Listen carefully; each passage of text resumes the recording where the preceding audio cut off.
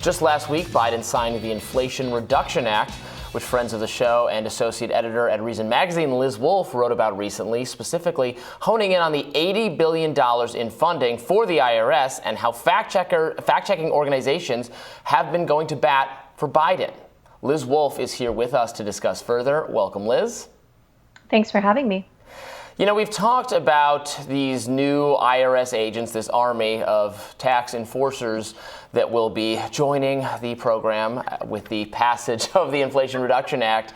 And the media seems really invested in the idea that there's nothing to worry about here. You know, they're just going to be answering phone calls, providing better customer service, that sort of thing, when I think the text of the bill specifically calls for them to be in tax enforcement. So it's like who are we supposed to trust here? Yeah, there's something really disturbing that's been happening where, for whatever reason, the fact-checking organizations that we've in the past relied upon have been more interested in fact-checking the claims of kind of crazy, cuckoo, out there conservatives like Marjorie Taylor Greene, who, yes, admittedly, is spreading misinformation about what exactly this additional funding will do. But they're more interested in fact-checking Marjorie Taylor Greene's assertions about this legislation than all the different things the Biden administration is saying, which are not necessarily true. So at least when I think of fact-checking organizations, I think it's really important to hold those who are actually in power accountable. And that's really something where they're asleep at the wheel. So our Reason colleague Matt Welch has covered this quite wonderfully. But if you actually go through and look at the Congressional Research Service report as to the breakdown of this additional $80 billion in funding, about $5 billion are going to be devoted toward modernizing the IRS's system, so updating their tech.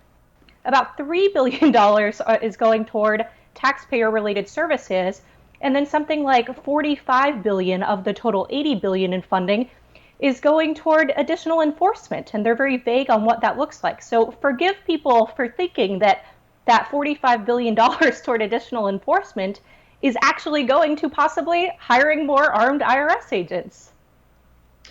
Well, you know, I always, with trepidation, take on the two blonde libertarians when you guys are in such agreement about things. But all right, here are some quotes I pulled from the fact checks. And again, you know, far be it from me to defend the sort of fact-checking cottage industry, which I totally agree with you, so often goes after just, you know, nonsense instead of actually holding power to account. But here are some quotes I pulled that are things I'm glad to know. All right. So, for example, many of the new employees would replace 50,000 IRS agents who are expected to leave or retire in the coming years, which means that there would only be 37,000 potential new ones. Also, in the past, the IRS has had as many as 116,000 positions. Only special agents who investigate criminal violations of the tax code would be authorized to carry firearms. And then this, I think, is quite important.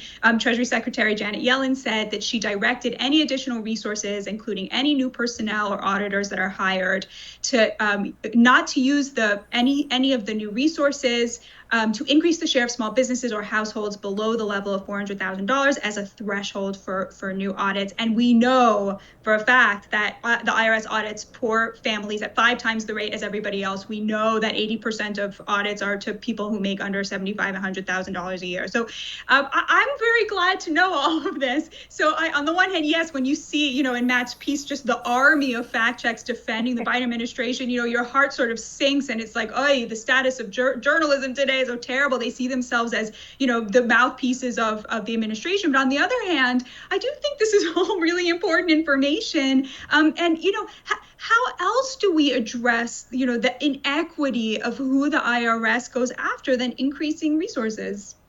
Yeah, I think you bring up a few really interesting points. One thing that I am sort of suspicious of, and I think we'll see how this plays out, but you're totally factually correct, is the IRS's claim that basically 2/3 of the agency will be retiring over the next 5 years. I think you had cited the number of something to the tune of 50,000 out of a total, IRS staffed agency of about 80,000. So we're talking like 2/3 of the agency that they claim will be retiring very soon. That's an astonishing rate of turnover. And so I'm very curious about whether those numbers are real. They don't seem super, not ones that, you know, you're operating off of the right numbers. That's the information that the agency has given us, Batya. But I'm a little bit curious because that would be pretty unprecedented for an agency to see that a staggering a rate of turnover. I mean, perhaps they're just so incompetent and miserable to work for that tons of people want to get out, in which case, whatever, go pursue a better job, perhaps become a fact checker. We need some actually decent ones of those. But so that's something that I'm sort of curious about. And then I think you're very fair to be fixating on the component, which is that, many people have assured us that the actual criminal enforcement division of the IRS, which is something of 2,000 people who actually carry weapons, we've seen job postings that have gone viral and been circulating, and those have gotten very disproportionate airtime. And I think conservatives, it's a trope to say conservatives seize on or conservatives pounce, but to some degree that is what we have seen, conservatives pouncing on that type of thing and distorting it and extrapolating it and acting as if it is representative of all of the hiring the IRS will do.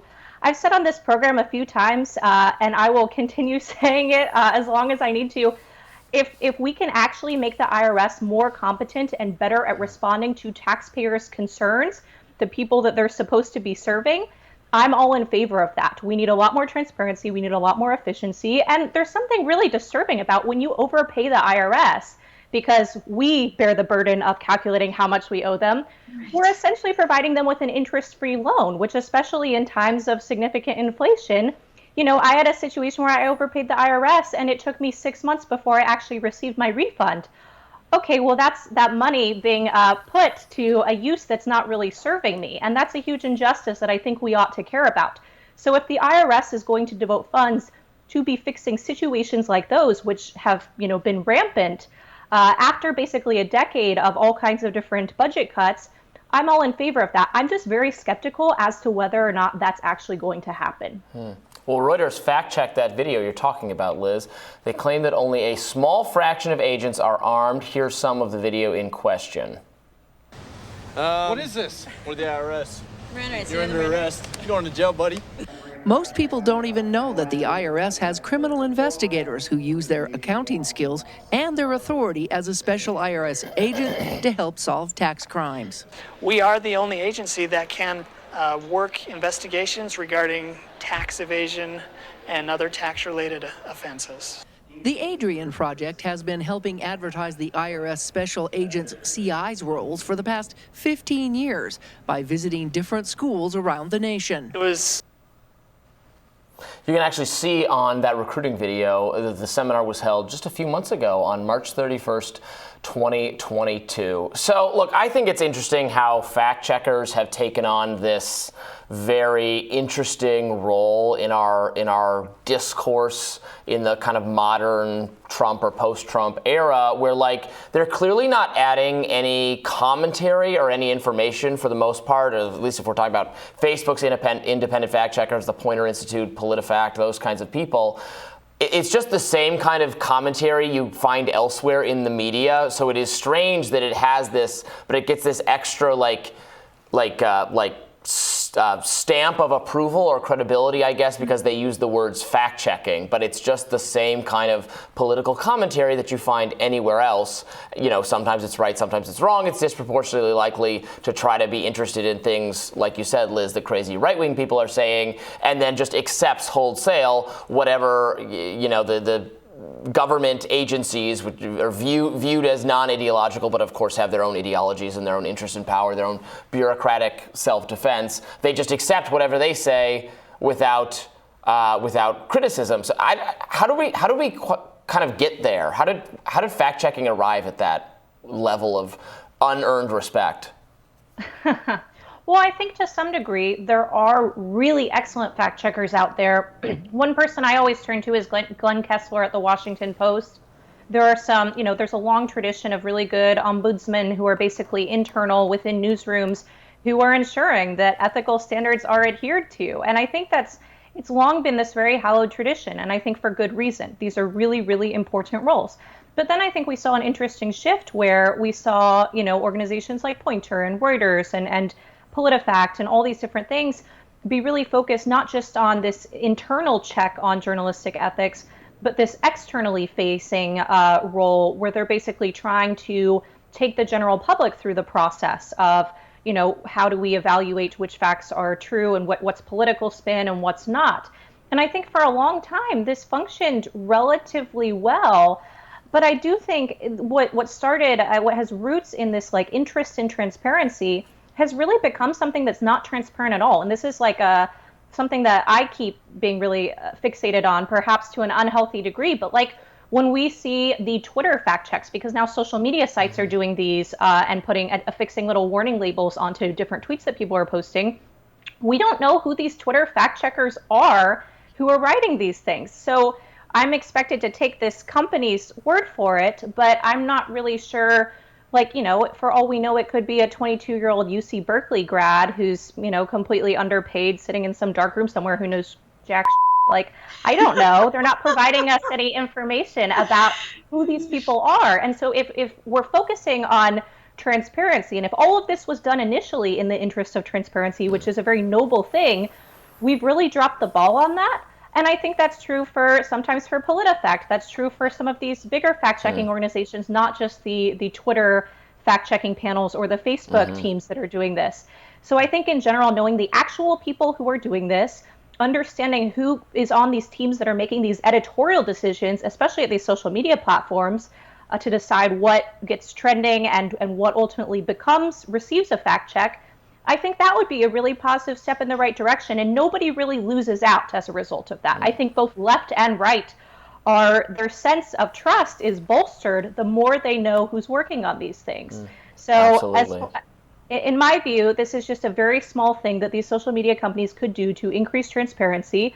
And I think, we would all be well served by this. But for whatever reason, they're more interested in playing this very partisan game than actually truing back to their mission. Liz Wolfe, thank you so much for joining us today. We really appreciate it. Thanks for having me. And we'll have more Rising right after this.